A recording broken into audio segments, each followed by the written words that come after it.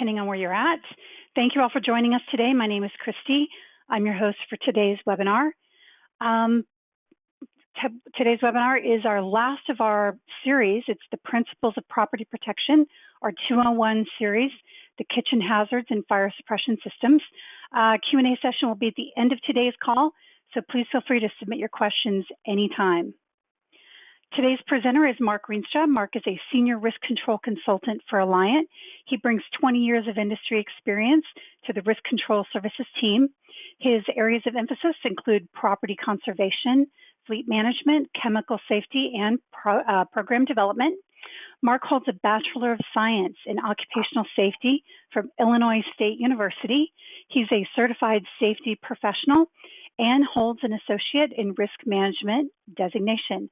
I'd now like to turn the program over to Mark. Thanks, Christy, and thank you all for taking the time out to join us today. As Christy mentioned, we're going to be building off of our previous webinar series editions. This one is going to cover kitchen hazards. As you can see by the title, before we jump right into it, I do have to put this disclaimer slide up here for a few seconds. Okay. So those that were on the previous webinar know that we didn't really have enough bandwidth to really get into kitchen fires. But what we wanted to do today is take a look at kitchen fires. Why are they so important? Why should we even look into them, and discuss the best ways to reduce the chance of fire or reduce the chance of severity should we have a fire. Now, as far along as we have come in human evolution, we still haven't mastered fire protection. As you can see here, these are from the year 2019, well over 1 million fires, and this was also in the previous webinar that covered fire and life safety audits. An important thing, if you were not on that webinar, to note about these numbers, that first off, the death number that is shown there only covers civilian deaths. It doesn't cover first responders. And one thing of interest in looking at these numbers is the fact that while only one third of these structures actually occurred in fires, so 1/3 of this 1.3 million occurred within structures. These accounted for 80 to 84% of these other statistics that you see here. And of course, those of you that put a pin in this, because these simply represent direct losses, and we're going to take a closer look at that in a minute. But first, most folks tend to think of deaths from fire occurring from burns and other things associated with the heat. However, most deaths are going to occur from smoke inhalation.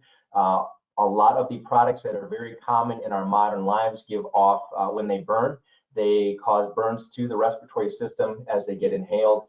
They carry a lot of airborne toxins that can cause asphyxiation as well. So this is one thing to keep in mind as you perform your fire and life safety audits.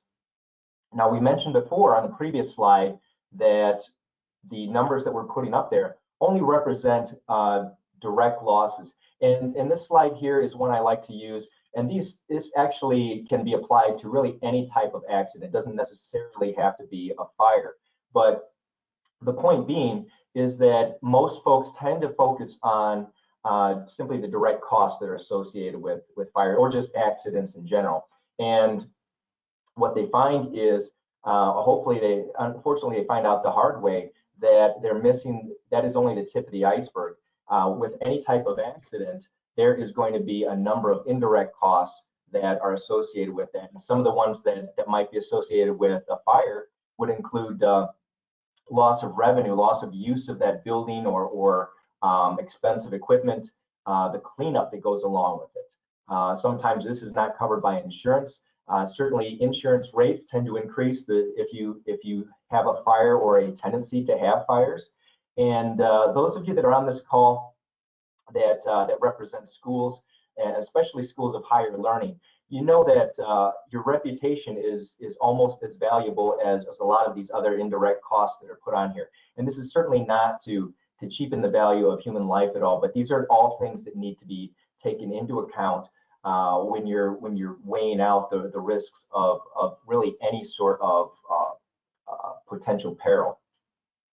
One last thing to keep in mind here, most of us on this call are going to have business interruption coverage. Most policies, and I'm not a licensed producer or broker, but most policies that cover business interruption typically take 72 hours to kick in. So if you were operating a busy restaurant or a busy kitchen, if you have something that shuts you down, you're going to eat that first 72 hours of cost. So this is not something that is typically known to a lot of my clients. So I wanted to kind of throw that out there. And certainly if you do happen to have deaths or injuries or that sort of thing, depending on where you live and how the circumstances unfolded, you may also have to worry about liability aspects as well. So as we look at the top 5 causes of fire, this is one that I had in that fire and life safety audit, as I mentioned before. For those that were on that call, we didn't have a chance to get into commercial cooking. That's simply because it is such a involved topic. But it is important to note, and if you have this particular exposure, you're looking at statistically 61% of all fires that are going to occur. So that's a pretty big number.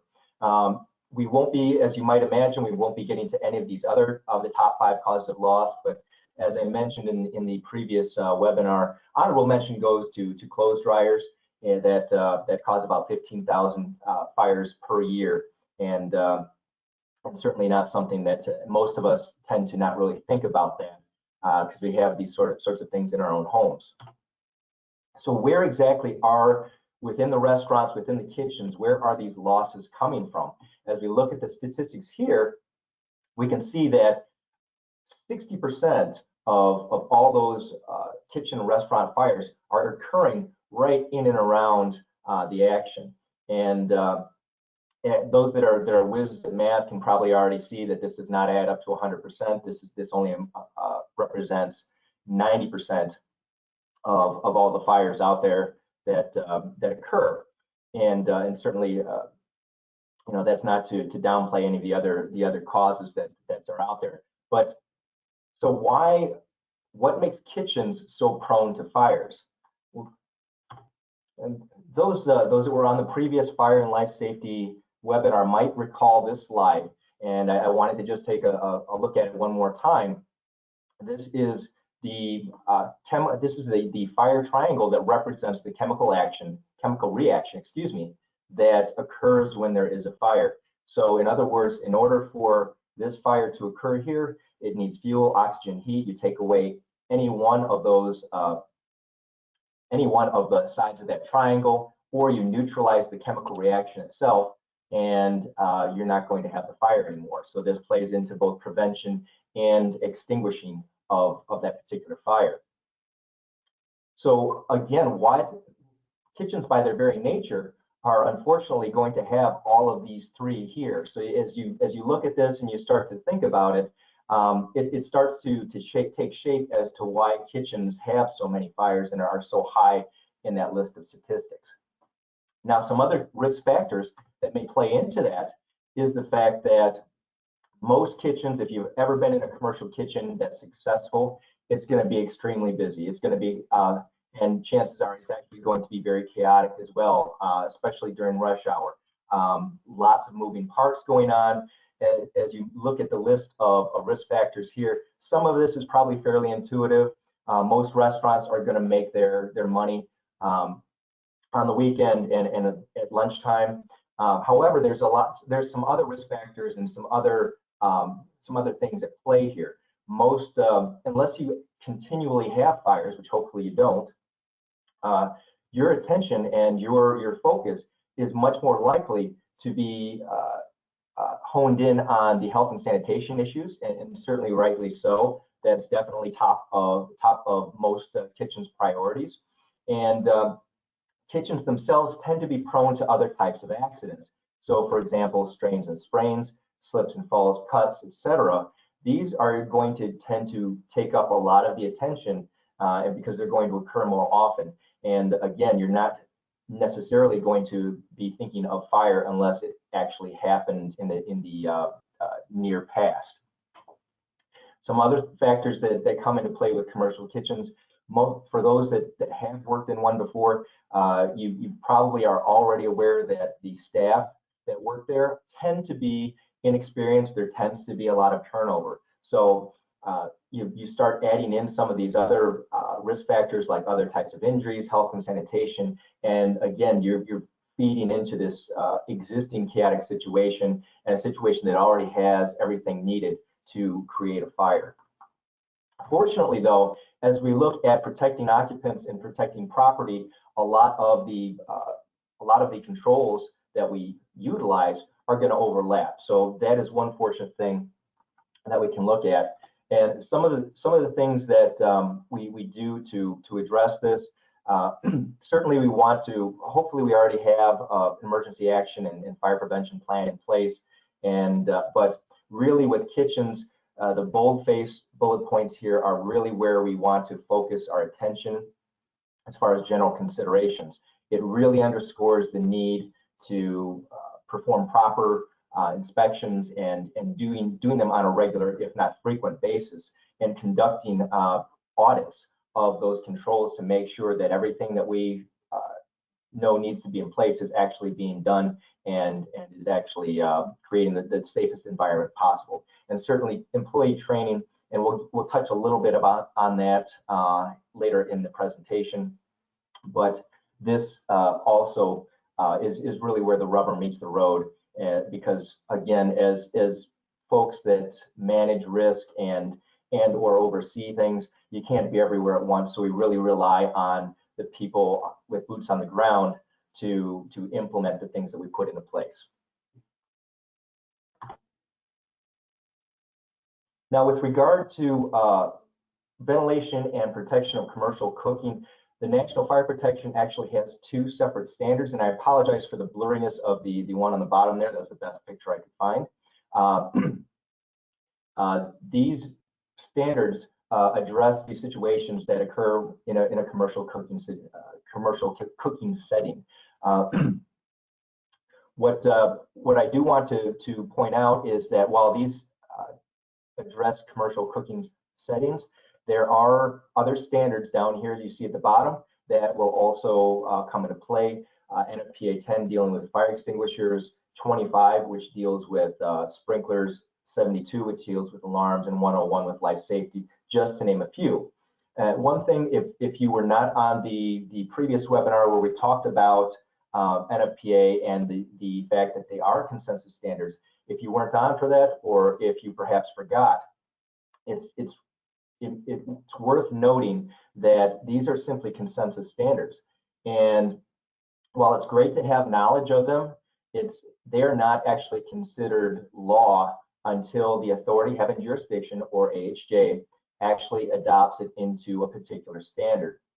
Now, that being said, that AHJ, which may be anyone from the fire marshal to the state or local governments to the townships, etc., they may actually have more stringent requirements. So it's important to really have a knowledge of what's going on in your local particular area. And I can tell you from experience that it's not always the easiest thing to find out. I've had experienced consultants come up and ask, and I've had to explain how this works.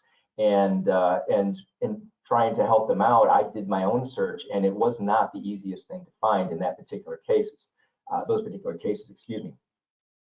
One last thing to note, typically with consensus standards, one of the things that makes it enforceable by law is when a body such as OSHA adopts it into their regulations and standards.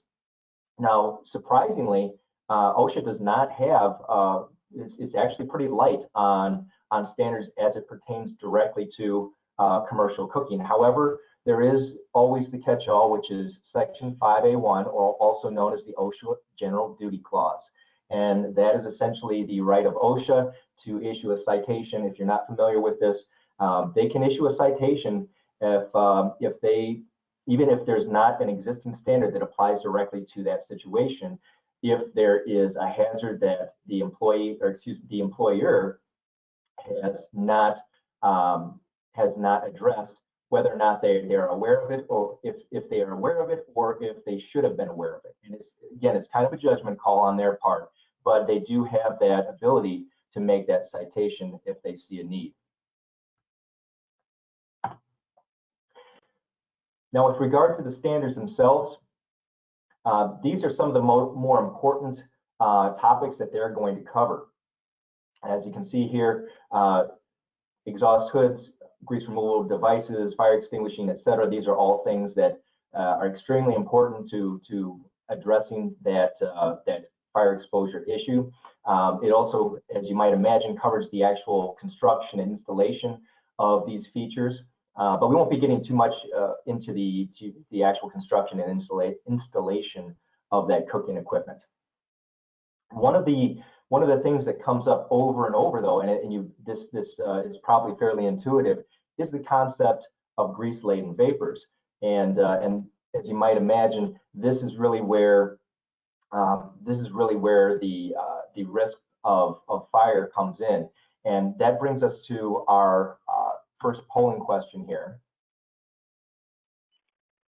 And I'll let Christy read it. Okay, yeah, I brought up the first and only polling question. Which of these cooking appliances produces grease-laden vapors?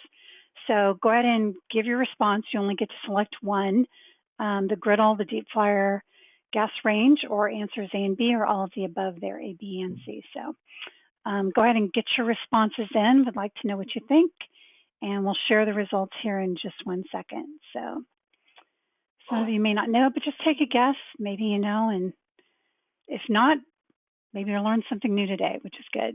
So. In all fairness, it's less of a poll and more of a quiz, right? Yeah, exactly. That's okay. You won't be graded on it. You don't fail if you don't get it right. That's okay. We're not going to point you out if you get it wrong. That's okay. All right, I'm gonna go ahead and close up the poll and share the responses. Hopefully, technology will agree with us today. All right. So none of you said griddle. 2% said deep fryer. 2% gas range. 38% answers A and B.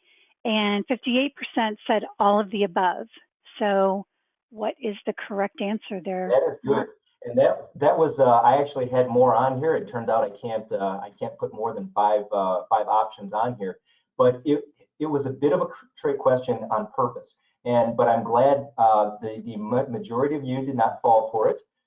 If you did fall for it, that's okay. You are not alone. As you see here, I have had numerous encounters with clients who think that if you look at this picture up here, they think that, well, I don't have a deep fryer, I don't have a char broiler, etc. I don't have to have any controls in place, just like this client did here. As you can see here, they didn't really use the griddle that much, but as you can see the evidence of their cooking right here. And they did not have a hood, they did not have fire suppression.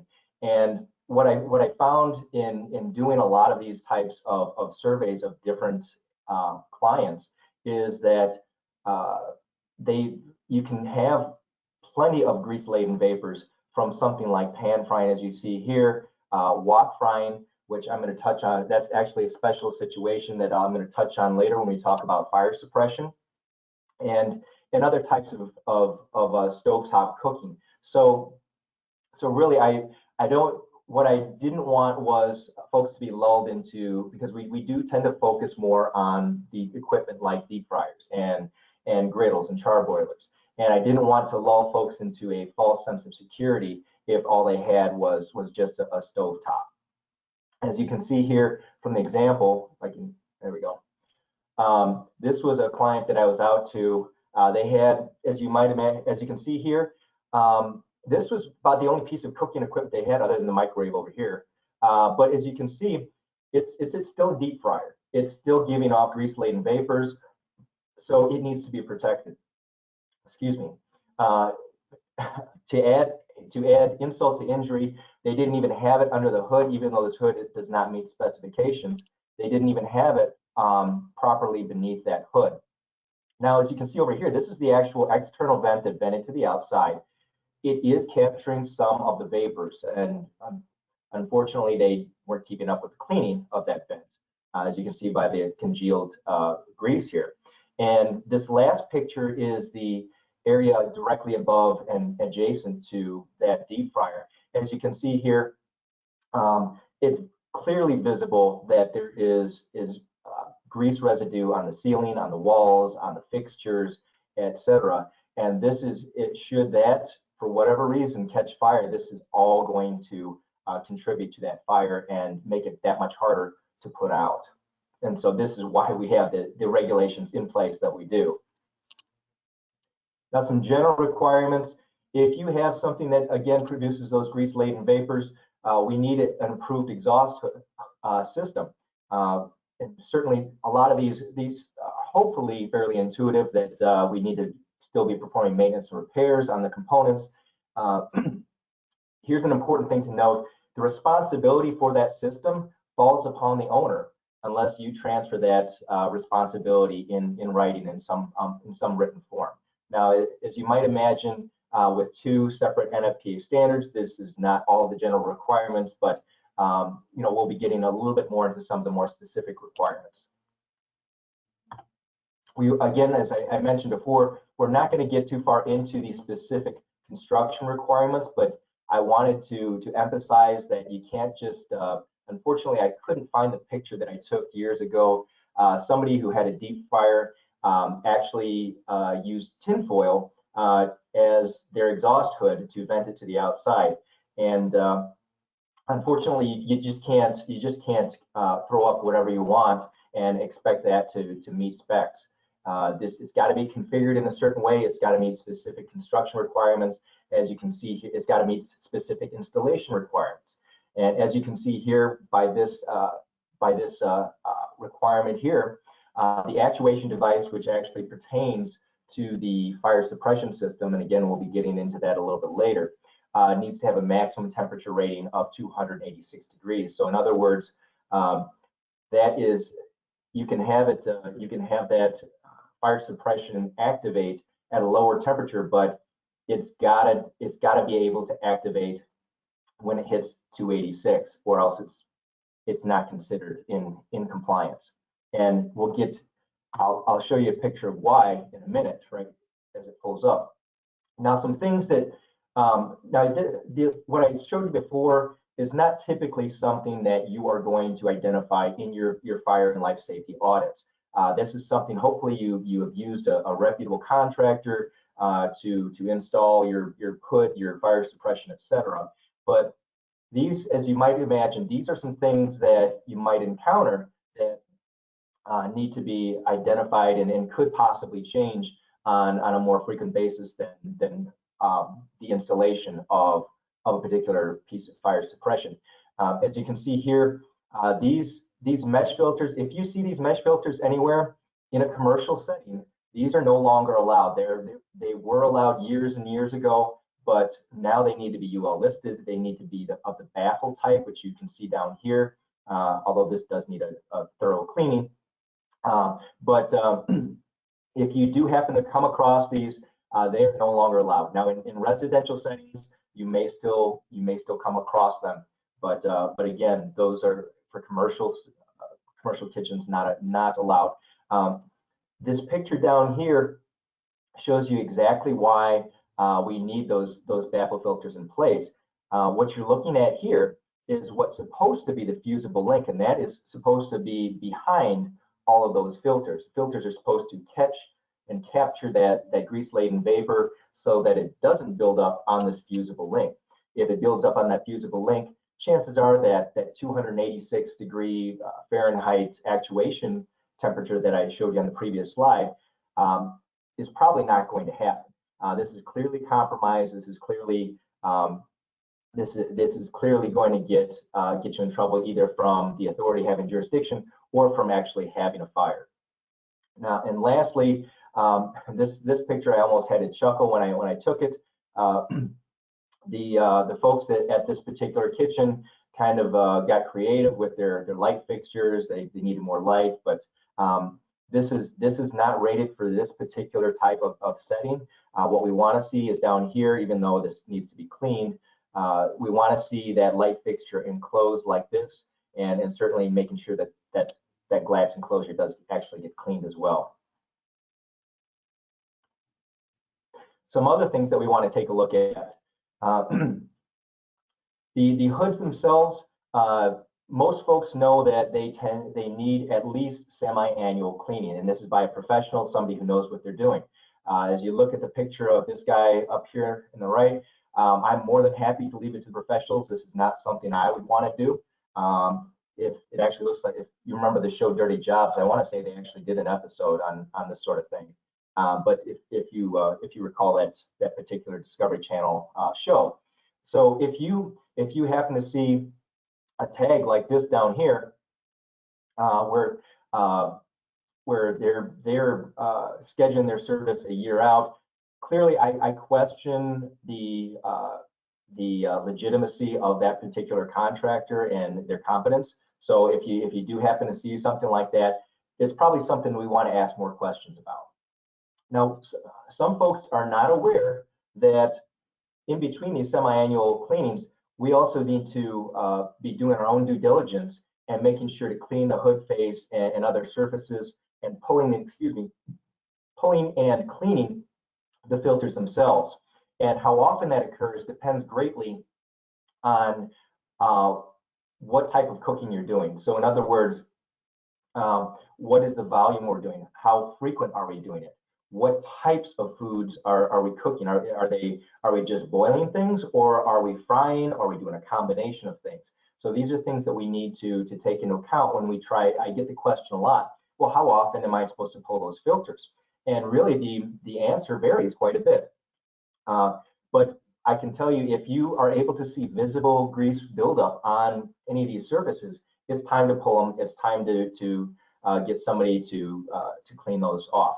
Most folks that I talk to will either send those filters to the dishwasher. Some I've even talked to that will actually take them to the car wash and spray them off there. It's kind of your choice as long as they get clean. Important thing to keep in mind. Both of these pictures I took, the filters themselves aren't going to do a whole lot of good if they're damaged or if they're not properly put into place. As you can see here, plenty of space for this for grease vapors to get up into your hood and clog up that fusible link, possibly create a fire even up inside your hood. Over here, someone clearly did not know what they're doing. They put these filters in the wrong way. These baffles should run vertically so that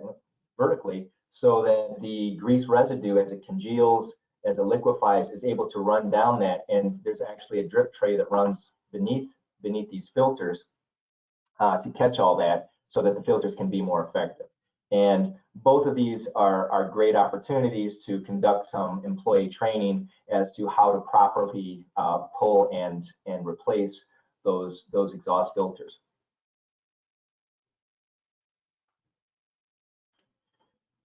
Now, deep fat fryers, these actually deserve some special attention. They have some specific things that pertain directly to them. And this is actually a fairly common sight in a lot of clients that I go out to visit.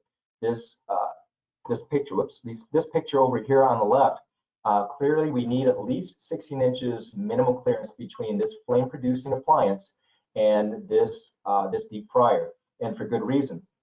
Now, there is an exception to that. If you, for whatever reason, I do have quite a few clients, whether it be due to spacing or other things that make that a challenge, they're able to construct a non-combustible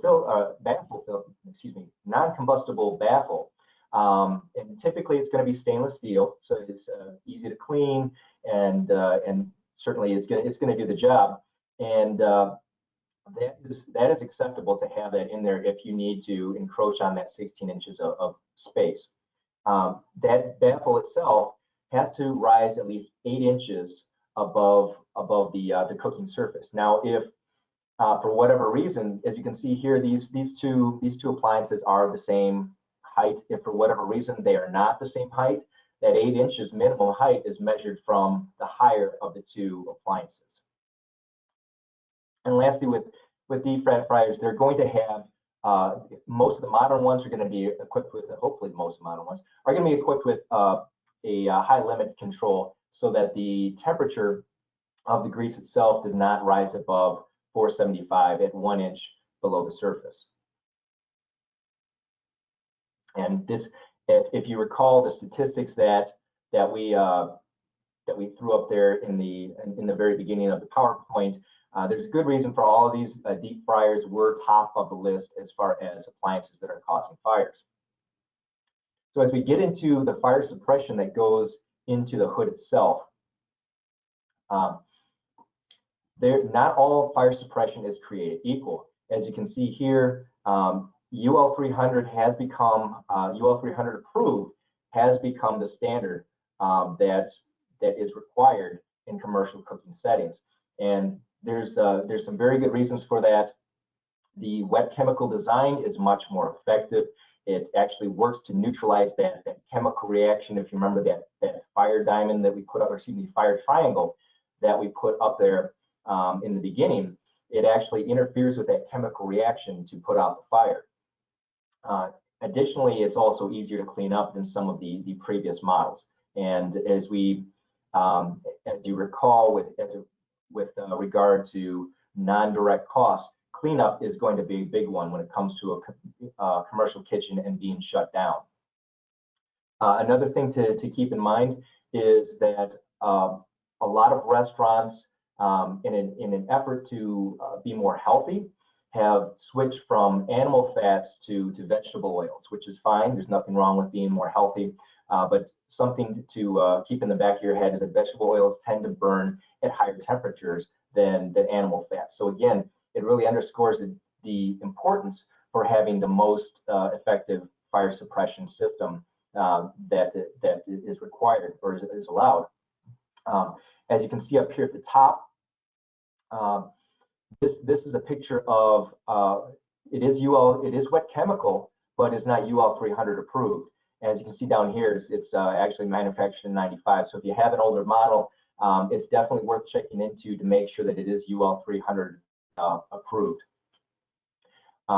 Over here on the left, this is what appears to be a dry chemical system. Dry chemical is something that was used years and years ago. I've only come across it maybe once in my entire career, and it is considered obsolete for commercial cooking settings. I believe it is still used in paint spraying, spray booth situations, but for commercial cooking, it is not nearly as effective. It is kind of an obnoxious chemical, not really something that you want where you're going to be preparing and serving food. Now, as you can see here, lastly, most folks are aware that semi-annual maintenance is supposed to be done by a professional. Typically, they're usually pretty good about calling you up and scheduling and reminding you, because obviously they want their money. But in some cases, it is actually recommended that that more frequent maintenance be conducted. And again, that may depend on the authority having jurisdiction. However, it may also depend on some of the risk factors that we talked about earlier. So, for example, if you have that high volume cooking, if your menu consists of a lot of grease producing items, then this is something that you want to take into consideration. Another thing to be aware of as it pertains to your fire suppression system is the fact that if you have food items on your menu that fall within what we call, I guess, Asian or wok cooking, those, as at least the Americanized version of those, tend to not only produce grease-laden vapors, but they also have a lot of sugar in them. And both of those work together to cause a very sticky, congealy substance that gets up into your fire suppression, gets up into your ductwork. And chances are, if your fire suppression contractor sees a large volume of that, they may go ahead and recommend that you get cleaning done more often, or you get maintenance done more often, simply because it's been shown to increase the chance of fire, as well as making it harder for that system to put it out. Now, in addition to that semi-annual maintenance, there are some in-house inspections that need to be done, and these should be done at least monthly. As you can see here by the list, these are a lot of things on this list are things that can change on even a daily basis, let alone on a monthly basis. So if you have a very busy kitchen, I would certainly recommend doing those in-house visual inspections. I would recommend bumping them up to a more frequent basis. And you can adjust that according to what you see. If you start finding things, you start finding a lot of things on a weekly basis, perhaps it's time to bump it up to twice a week or 3 times a week, etc. And it all depends on what you're finding in those internal fire and safety audits. Now, one last thing here, I was running out of room here. What I mean by the hazard has not changed is that would include replacement or modification, relocation of the equipment in question. And certainly, just like any in-house inspection, if we find a deficiency, we want to correct it immediately, and we want to document that we've done the inspection and that has been corrected. So what sort of things might we look for? And these are some of the things that we just mentioned here on that survey item list. As you can see here, these nozzle caps are specifically meant to be on these nozzles at all times. If the system actuates, it will blast the cap off quite easily. And in a lot of places, this is a very common sight I go in that I see in every commercial kitchen I go into. In this particular case, it looks like the kitchen staff got tired of constantly putting them back where they should belong, so they just pushed them up the nozzles. That's just a guess, of course, but something like that is a great education opportunity for your kitchen staff. As you can see here by the picture up here on the top right, this is what happens when you have a busy kitchen and that that you start getting those greasy vapors starting to congeal on the equipment. And it might be a little bit too blurry to see, but I would venture to speculate that this nozzle is probably compromised. You can see the buildup of grease, grease and other substances that are going to inhibit the operation of that fire suppression system. This is also a fairly common sight. In addition to the fact that they're within that 16-inch clearance that we talked about between your deep fryer and your charbroiler. All the fire suppression in the world doesn't do a bit of good if you're not actually beneath the hood where it was designed to be. And this could be due to staff trying to observe that clearance distance. It could be a result of just the day-to-day operations of pulling the equipment out and cleaning behind them and not putting them back where they belong. So again, a great opportunity to educate kitchen staff on what needs to be done. Certainly, you can't see where the nozzles are for the fire suppression up in this picture, but it's a fair bet that the nozzles are not going to be pointed at that these particular appliances the way they should be, in addition to not capturing those grease-laden vapors. One of the things that I typically well, I'll get to that in a minute. The other picture down here at the bottom, it's important, and this is probably not going to be a frequent survey item, but if you're operating a new kitchen or you're just coming into a kitchen that's existing but you're new to it, it's not a bad idea to check where these manual actuators, and here's a close-up of it. Excuse me. As you can see here with these manual actuators, these are actually required. As if you might remember from the list that I put up there before, these are required to be kept free and clear, first of all. Just like any other piece of emergency equipment, like fire alarm pull stations, fire extinguishers, there needs to be clear access to those at all times. What we see here, though, is that this particular one is right next to this particular appliance. And should that catch fire, we don't want to put the person who's trying to activate that system in harm's way. If that system fails to activate automatically, now this person has to risk getting burned in order to pull that station. Some other things to assess with specific regard to these pull stations is that we don't want them placed where someone could become trapped, just like fire extinguishers, just like fire alarms. If that fire gets out of control, we want to make sure that that employee who's trying to activate the fire suppression is able to pull it and get out the door.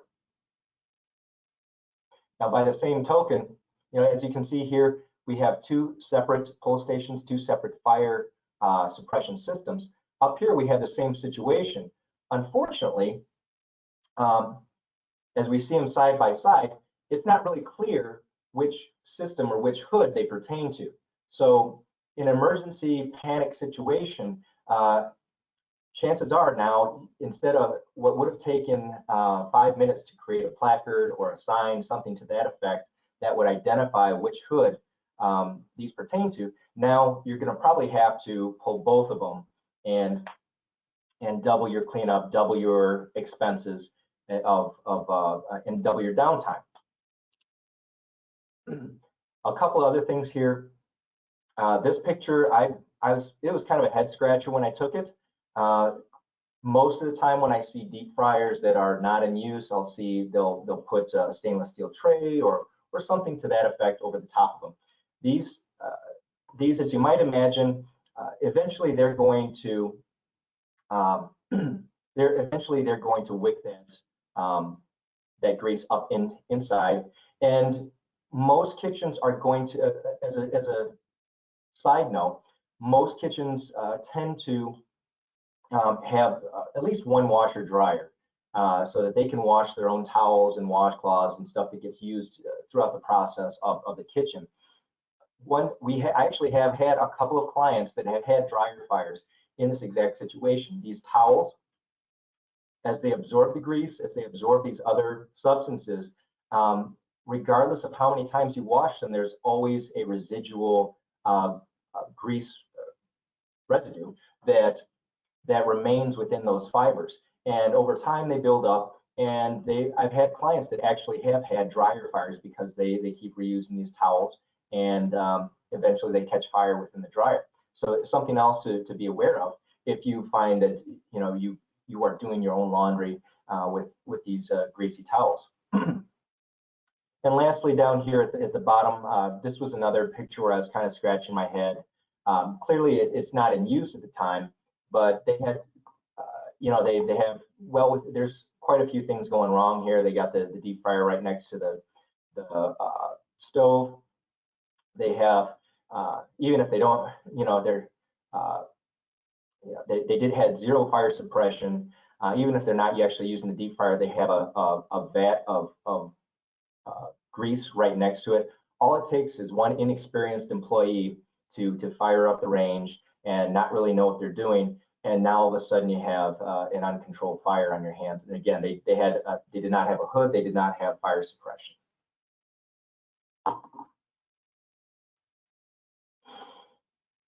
Okay, we couldn't talk about fire suppression without talking about fire extinguishers.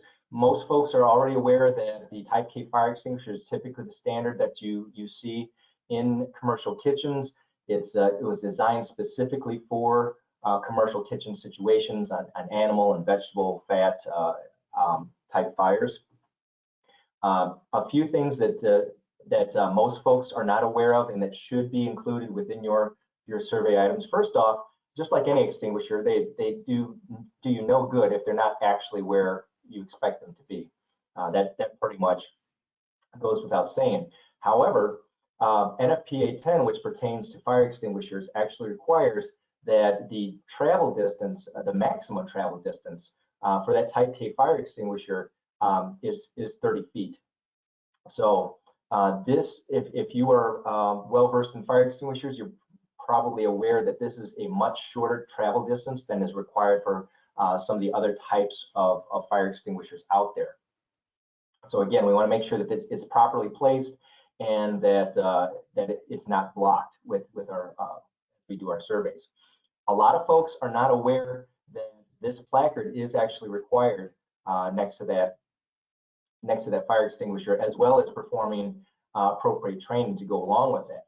And the reason for that, and there's a very good reason why NFPA wants you to activate that UL 300 fire suppression system prior to using the fire extinguisher. When that system activates, not only does it release the fire suppression material, but it also is interlocked with all of your appliances beneath that hood. It's going to kill the power to those appliances. And if there is a fire alarm within the building, it will also be interlocked with fire alarm, so the fire alarm goes off as well. Now, they found that if you try to use this fire extinguisher prior to doing that, essentially the fire extinguisher itself is for anything that might still be smoldering or still possibly ignited after that system does its thing. But excuse me, lost my train of thought. This is a very important training item. One of the things that I will do when I go into a commercial kitchen is pull aside a random kitchen employee and ask them specifically, hey, this is your automatic fire suppression system. However, if it doesn't automatically go off, what is your response going to be? And I would have to say 9 times out of 10, I get the wrong response, whether it be to use the fire extinguisher. I've gotten using baking soda, put a tray over the top of it, etc. These are not things that you want them to do, especially if you're concerned about the safety of your employees, if you're concerned about putting out that fire as quickly and efficiently as possible. So these are, again, this is another great training opportunity. And again, it really underscores what we talked about earlier with the risk factors. So a lot of the times when I talk to these folks, they've gone through training, but there's such high turnover. They've had a lot thrown at them in that orientation. This sort of thing definitely goes by the wayside. And even when I ask them to point out, all right, if this fire suppression system doesn't go off, how do you activate it? And most of them can't even tell me where that manual actuator is. And sometimes it's because it's blocked off by carts and trays and stuff. Sometimes they just have never taken the time to take note of where it actually is. So again, great items for employee training. Now, one last thing, as it pertains to these Type K fire extinguishers, I haven't come across it as often as I used to, but essentially, if you see this extended wand on here, these were actually prohibited from manufacture if they're after 2002.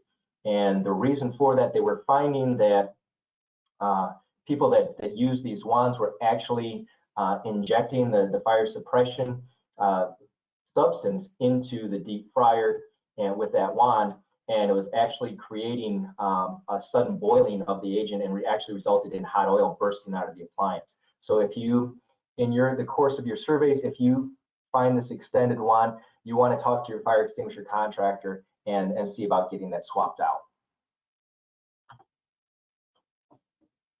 Okay, it's not coming up. Okay, there we go. Some final survey items as you perform your own self audits.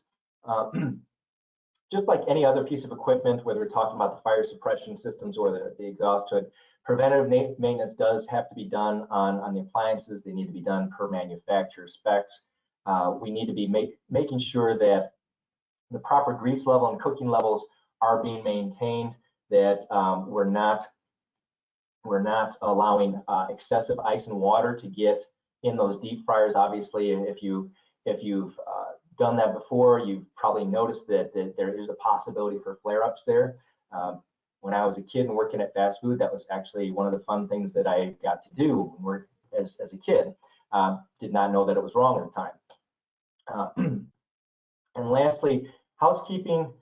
Housekeeping is always an important issue with regard to safety, but it really it really takes on a whole new meaning when it comes to kitchen. Certainly, if we have grease buildup on floors and other surfaces, that can increase the fire risk. Certainly, if we're not throwing out boxes, if we're letting things accumulate, this is also going to add to the fire load, as well as just creating a situation where our inexperienced kitchen workers might be able to trip over it or cause other injuries. So definitely housekeeping should be a top priority as we're performing those internal safety audits. And with that, I'm almost out of time, so I will turn it over to questions now. Okay, thank you so much. Great information. I think it really helps everyone when you've got some good photos and some examples to provide to everyone, so you can truly understand what Mark's talking about. When we go out to any of our client sites, this is a lot of what we do see, and it's important that your system's working properly. So great presentation. Thank you. I do have a few questions, so let me find my questions panel. Okay, so can ultraviolet lights be used to clean exhaust hoods, and can they replace required professional cleaning? Good question. The ultraviolet radiation that this person is asking about is different from what kitchens use to kill bugs and microbes, etc. It actually goes up inside the hoods, and the concept behind it is that it's much more powerful than what you see in other fixtures, but it actually acts to break down the grease that exists in there. It does carry, I have not had any direct experience with it, but it does carry its own set of caveats and risks that you need to be taken into consideration if you're looking at possibly having this sort of thing. The second part of that question, as far as whether or not it's going to replace the scheduled services, this is not meant to replace professional servicing of that exhaust hood. It's really at best, and certainly the jury is still out on its effectiveness. However, you know, the people that I've talked to have not spoken highly of it. That's a limited survey, of course, but it's essentially meant for very high volume kitchens, and simply meant to kind of just mitigate or control the amount of grease that is accumulating within that hood. So definitely not a substitute for professional grade cleaning. Okay, good question. Can I get cited if I am following a different version of NFPA than what was adopted by AHJ, authority having jurisdiction?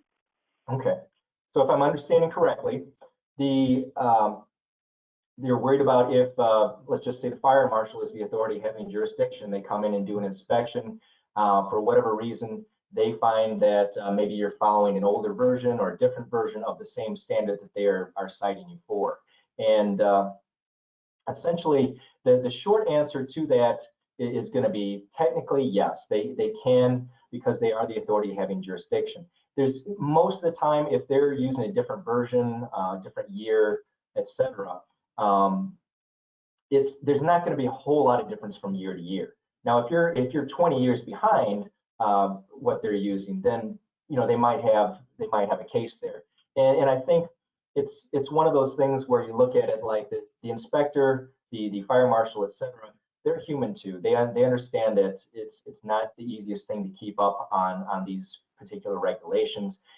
If you're doing your due diligence, if you can show good faith, so for example, you can pull up and show, look, you know, I have years of or months of records of performing my own internal fire and safety like audits. I've corrected these promptly.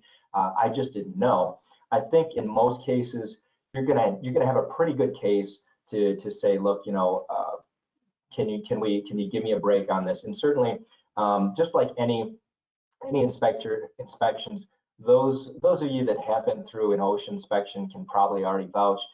Again, they're human just like us. If you are making their lives difficult, they're probably going to make your life difficult. and it's really just the human interaction as it goes there. But that's kind of a long-winded answer, but certainly, again, I would encourage you, if you have any doubts, certainly ask the question. If, for example, I've had clients that have asked the authority having jurisdiction, hey, what is required for my particular situation? And in some cases, they receive no response, even after multiple attempts. And if I were in that situation, I would definitely document each individual attempt and that there was no response, so that, again, if for whatever reason down the road I get cited, that I can show I acted in good faith, I'm trying to do the right thing, and I didn't get any help from the people I'm paying taxes to. So I hope that answers your question. Okay, good information. There are some handouts as a reminder. If you have questions, by the way, go ahead and submit those now. There are 2 handouts. The one for the slide deck is quite large. So if you're not able to download that, please email us at riskcontrol@alliant.com. I'm happy to give you a link where you can download that slide deck. Also want to remind you, our next webinar is March 10th. It is starting a new series, which is the Fundamentals of Safety Management 101. And the first one is Introduction to Safety Management.